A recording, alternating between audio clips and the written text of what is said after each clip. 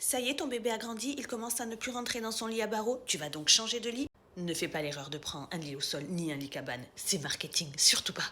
J'ai eu l'idée de génie de suivre mon instinct et pas les codes sociaux. Meilleure idée du monde, ma fille qui dort toujours de 18h45 à 8h, 8h30 en ce moment du matin. Parfait. J'ai donc fait le choix de reprendre exactement le même lit qu'elle avait. Donc le 60-120 standard bébé pour passer à 70-140 qui lui va parfaitement. Et je vous explique pourquoi. Il faut être très clair, le changement lit perturbe le sommeil d'un bébé, oui. Ce n'est pas une opinion, c'est un fait connu en neurosciences pour le développement des enfants. Quand on change l'environnement de sommeil, le cerveau de l'enfant passe en mode exploration, pas en mode repos. Les explorations cognitives, stimulation visuelle, les stimulations liberté de mouvement, tout ça c'est la journée. La nuit, votre enfant a besoin de paix et de repères et de stabilité. Ça fait des enfants qui se lèvent, qui explorent, qui se rassoient, qui se relèvent, qui se réveillent la nuit. Un enfant qui n'a pas son quota de sommeil, il accumule une dette de sommeil, c'est un cercle vicieux, il est plus irritable, il pleure davantage, il a des difficultés de régulation émotionnelle. Alors que le lit à barreaux, il joue un rôle très précis. Il délimite l'espace, il rassure, il réduit les sollicitations et il favorise un sommeil de qualité, l'auto-apaisement.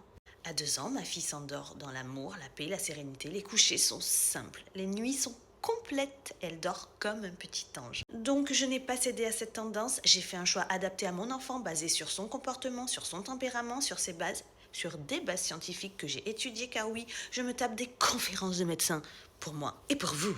Donc je le dis, tous les enfants ne sont pas faits pour un lit au sol, et croire que c'est une étape obligatoire, c'est une grosse erreur. Le bon lit, c'est celui qui protège le sommeil de votre enfant. Point. Donc vous, chers parents, qui vous plaignez que vos enfants mettent 2 heures avant de s'endormir, qu'ils se lèvent 10 fois par nuit, qu'ils se réveillent la nuit, vous êtes peut-être passé trop tôt au lit au sol. Arrêtez de céder à ce que la société veut vous imposer. Faites confiance à votre instinct. Il est bien évident qu'on parle dans le cas d'enfants qui ne passent pas leur temps à escalader le lit à barreaux. Moi, personnellement, ça ne lui viendrait même pas à l'idée. Elle est calme. Je la pose. Elle s'endort directement. Le matin, quand elle se réveille, elle est là, elle ouvre ses petits yeux. En mode maman, je suis réveillée. Elle sait que maman, elle arrive direct. Voilà, on parle pas d'un petit cascadeur qui essaye de sortir. Je pense quand même que ce cas de profil est assez rare. Moi, personnellement, dans le lit, il n'y a rien. Il n'y a que sa gigoteuse et elle. Pas de jouets, pas de surstimulation. Le lit de votre enfant est fait pour dormir. Beaucoup font l'erreur de mettre une tonne de peluche. Non, le lit, tu dors. Ta fille, elle a ses peluches en dehors, ses câlins en dehors. Quand elle est dans son lit, elle est apaisée. Elle a eu son bol émotionnel qui est rempli d'amour. Elle n'a pas besoin d'avoir des peluches pour avoir de l'amour. Le dodo est sacré. Je pense que c'est vraiment important d'apprendre à votre enfant que quand il est dans son lit, c'est le dodo, c'est tout. Beaucoup font l'erreur de jouer dans le lit, de faire des activités avant d'endormir l'enfant. Je te lis l'histoire dans le lit. Mais vous savez que ça aussi c'est banalisé, mais qu'en vrai c'est pas conseillé. Livre à volonté, histoire à volonté, bien évidemment. Pas dans le lit. Tu remplis son bol émotionnel d'amour avant. Tu fais toutes les histoires, toute ta routine avant. Et quand tu la poses dans le lit, c'est c'est l'enfant et sa gigoteuse. C'est tout. Bonne nuit mon amour, je t'aime, fais de beaux rêves.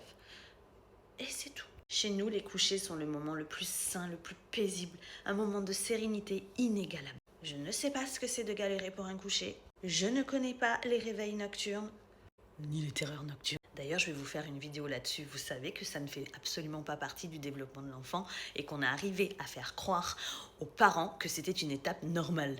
Pas du tout. Et je vous expliquerai tout ça dans une prochaine vidéo.